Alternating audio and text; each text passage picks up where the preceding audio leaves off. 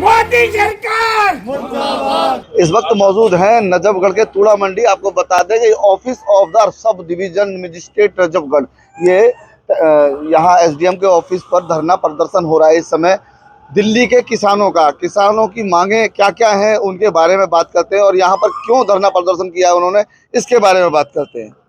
जी, अपना परिचय दें। मेरा नाम राज सिंह डागर, भारतीय किसान यूनियन दिल्ली प्रदेश संरक्षक।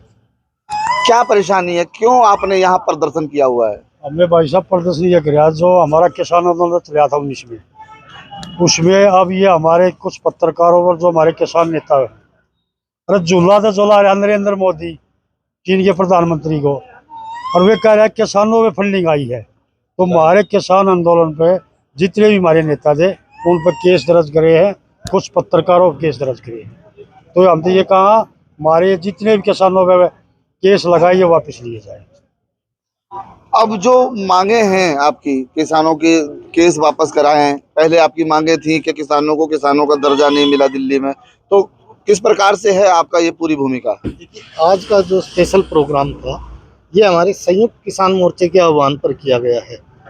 जो संयुक्त किसान मोर्चे ने स्वतः संज्ञान लिया कि किसान आंदोलन जब हुआ था तो उसको नेशनल मीडिया ने नहीं दिखाया था, उसको दिखाने वाले जो पत्रकार साथी बंधु थे हमारे, उनके ऊपर भारत सरकार की दिल्ली पुलिस द्वारा झूठे केस दर्ज किए गए हैं, जिसके अंदर उन्होंने कहा है कि ये चीन से फंडिंग लेके पूरे किसान आंदोलन को किया गया था, जो कि सरासर झूठ है। क्योंकि किसान आंदोलन जैसा पवित्र आंदोलन ना तो भूतकाल में कभी हुआ है और ना ही भविष्य में कभी होगा। तो हमारी ये सीधी सीधी मांग है कि ऐसे झूठे आरोप दिल्ली पुलिस किसानों पर ना लगाए, और अपनी इस झूठी एफआईआर को हम गृह मंत्री से मांग करेंगे कि वो इसे वापस ले और रद्द करे और भारत के किसानों से और पत्रकारों से माफ़ी मांगे। अभी ये कितने दिन पहले का मामला है और कब ये एफआईआर हुई है और कब से आप संघर्ष कर रहे हैं? ये जी अभी 2 महीने पहले की बात है। न्यूज़ क्लिक मामला आपने देखा होगा, जिसके अंदर आपके पत्रकार बंधु जो किसानों की आवाज़ उठाते हैं उनको बिना किसी सूचना के गिरफ्तार किया गया था। उनके ऊपर यूएपीए जैसी धाराएं लगाई गई। अब भारत सरकार अगर अपने खिलाफ कुछ सुनना ही नहीं चाहती है तो भारत का किसान मजदूर वर्ग कहाँ जाएगा?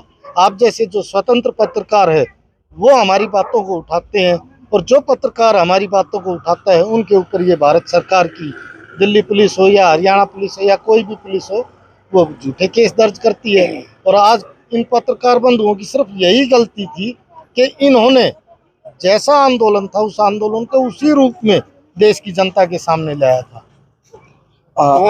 अभी आप यहाँ आए हुए हैं एसडीएम ऑफिस पर नजफगढ़ में, और दो महीने पहले से ये जो मामला चल रहा है, अभी तक जो इन्होंने वो जो आरोप लगाए हैं उनको वापस नहीं लिया है, तो इस पर क्या कार्रवाई की है किसानों ने, क्या और उसके ऊपर विकल्प रखे हैं? क्योंकि धरना प्रदर्शन जैसे आप कर रहे हैं, इससे क्या लाभ मिला है आपको? एसडीएम से क्या मुलाकात आपकी हुई, क्या उन्होंने आपसे कहा?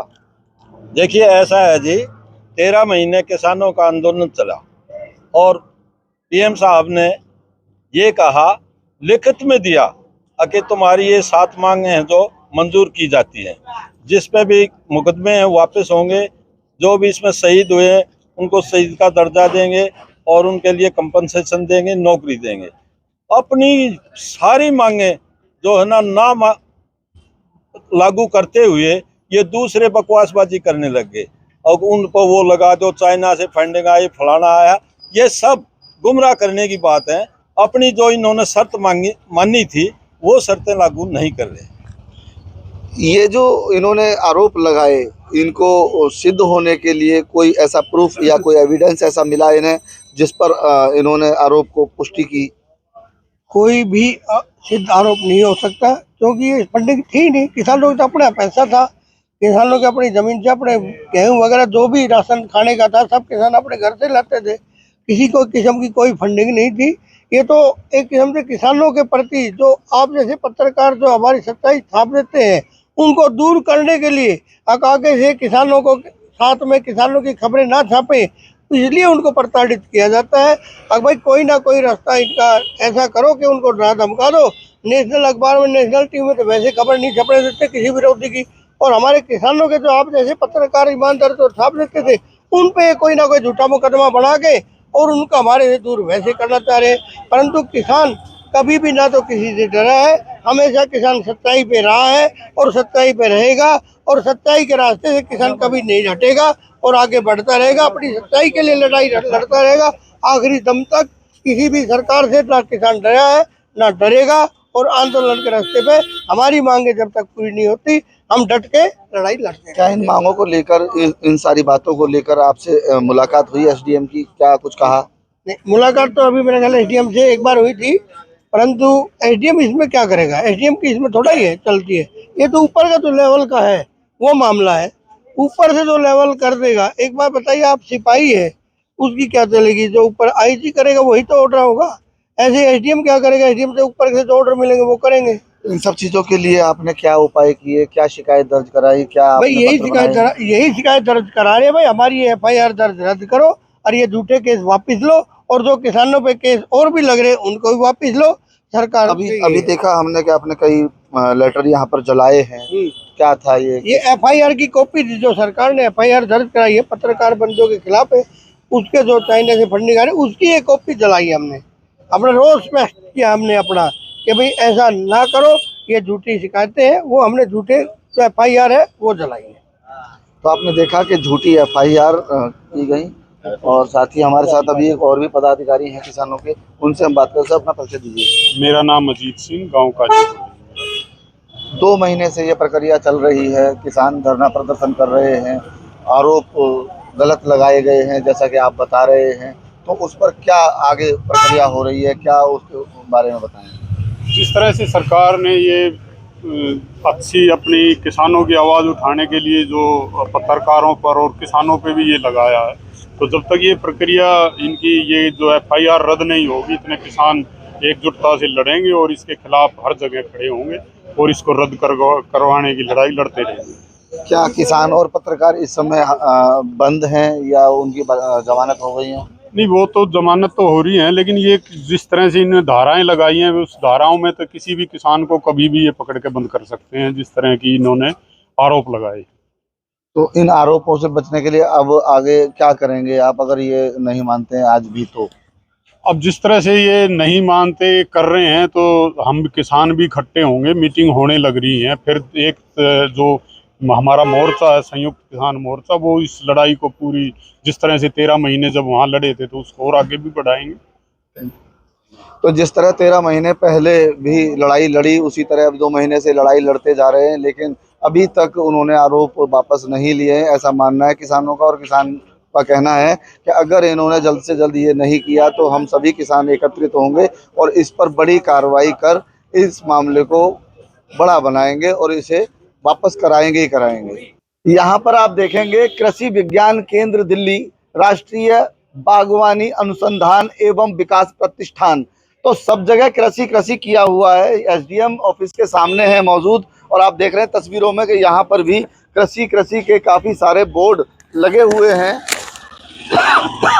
और यहाँ पर भी देखें आप दूसरी साइड में भी कि यहाँ पर भी काफ़ी सारे बोर्ड लगे हुए हैं। जो कृषि विज्ञान केंद्र दिल्ली अपने आप में दिखाई देता है कि हरित दिल्ली, ग्रीन दिल्ली, लेकिन किसानों को दिल्ली में किसानों का दर्जा ही नहीं है। और आपको बता दें कि ट्रैक्टर खरीदने की बात अगर करें तो दिल्ली में ट्रैक्टर अलाउड नहीं है। और मैडम जी, किसानों को दर्जा क्यों नहीं?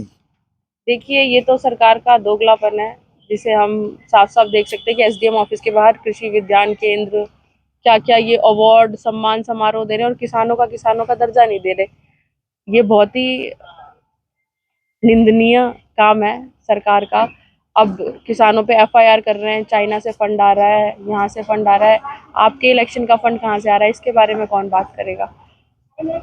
आज किसानों ने एफआईआर जलाई, जनता दिल्ली की पूरी तरह से किसानों के साथ है। और को बता दूं कि मैं तो बस यहाँ एसडीएम ऑफिस एक काम से आई थी, और बहुत दुख होता है हमें ये देख के कि किसानों को ऐसे सरकारें परेशान कर रही है और सरकारें किस प्रकार प्रशासन का उपयोग उन्हें लोगों पे एफआईआर करवा के करती है, ये तो सारा देश देख ही रहा है। सरकार को इसका खामियाजा भुगतना पड़ेगा। हम बीजेपी को वोट नहीं करेंगे। क्या किसानों को ट्रैक्टर खरीदना का अलाउड है या इक्विपमेंट और भी लेने की बात करें हम? मैं आपको ये भी बता दूं कि दिल्ली में नजफगढ़ के आसपास ही अगर आप देखो तो करीब 300 से ज़्यादा गांव हैं जहां खेती होती है।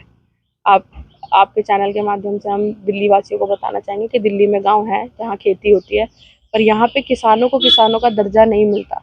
और इस बात का नुकसान ये है कि किसान ना तो सब्सिडी में ट्रैक्टर खरीद सकते हैं, ट्रैक्टर खरीद ही नहीं सकते। क्या किसी दिल्ली वाले ने कोई शोरूम देखा है ट्रैक्टर का? या कोई भी और कृषि से रिलेटेड इक्विपमेंट्स जो होते हैं वो नहीं खरीद पाते। खाद हो चाहे बीज हो और किसी भी सुविधा को लेके दिल्ली के किसानों को बिल्कुल इन चीज़ों से महरूम कर दिया गया है और बहुत परेशानी दे उनकी ज़िंदगी है। वो बोरवेल ट्यूबवेल्स नहीं लगा सकते, उन्हें बिजली की सब्सिडी नहीं मिलती और बहुत सारी परेशानियाँ हैं जिस पे किसान परेशान है। आपने किसान भाइयों को अभी देखा और ये सचमुच उनकी एक परेशानी है जिस पे सरकार को काम करना चाहिए। अब किसान 2 महीने से परेशान हैं। उनका कहना है कि पत्रकारों पर, किसानों पर भी आरोप लगाए गए हैं, तो अब उनको अभी तक आरोप वापस लेने का कोई भी आश्वासन नहीं मिला है। क्या लगता है कि आगे ये हो पाएगा? देखिए, सरकार ने अपना और पुलिस महकमों का और जांच एजेंसियों का बिल्कुल मजाक सा बना दिया है। कुछ भी करते हैं, बिना सिर पैर की बातें, बिना सिर पैर के कंप्लेंट्स, चीज़ें, और सालों जेल में कटवा देते हैं। कुछ बिहार से पत्रकार भाई भी थे आप लोगों के जो जिन्हें इन चीज़ों का सामना करना पड़ा, और भी कई पत्रकार हैं जिन्हें परेशान किया जा रहा है। कर लें, कितना ही करेंगे। सच्चाई की तो हमेशा जीत होती ही है और सरकार ये 5 साल के लिए होती है, 5 साल और उसके बाद तो इनका जाना तय ही रहेगा। अभी देखा आपने कि समाज सेवी महिला हैं जो मिल गई थी यहाँ पर एसडीएम ऑफिस के सामने, और उन्होंने भी किस तरीके से पूरी जानकारी आपको दी किसानों के बारे में और बताया कि कृषि करने से कृषि का कल्याण नहीं होता। कृषि का कल्याण जब ही होगा जब आप किसानों के बारे में सोचेंगे। अपना परिचय दें सर। मेरा नाम सुनील है। सुनील जी, आप किस नज़र से देखते हैं किसानों के इस हालात को? मैं तो एक चीज़ मानता हूँ, जो अभी हमारी जो सरकार है वो बिल्कुल ब्रिटिश सरकार के नक्शे कदम पे चल रही है। जो किसानों और जवानों को अपने हक के लिए रोड पे धरना देना पड़ता है और वो शांति से धरना देते हैं, उसके बावजूद उनको झूठी एफआईआर दर्ज कर दी जाती है। तो इससे ज़्यादा मैं क्या बोल सकता हूँ, इससे ज़्यादा शर्मिंदगी क्या हो सकती है। जो मेन रीढ़ की हड्डी है हमारे देश की, जैसे किसान है, जवान है, उनको अपने हक के लिए रोड पे आना पड़ता है, उनके बावजूद उनको हक नहीं मिल रहा है। क्या लगता है कि ये 2 महीने पहले जो आरोप लगाए गए थे, इन आरोपों को वापस लेने के लिए पहले जो 13 महीने के लिए इन्होंने प्रदर्शन किया किसानों ने, क्या वैसा ही करना पड़ेगा इन्हें? मुझे तो ऐसा ही लगता है, सरकार तो मानेगी नहीं, इन लोगों को फिर रोड पे आना पड़ेगा, मतलब तभी इनको हक मिलेगा। अब किसानों को क्या क्या परेशानियों का सामना करना पड़ रहा है अगर दिल्ली की बात करें तो?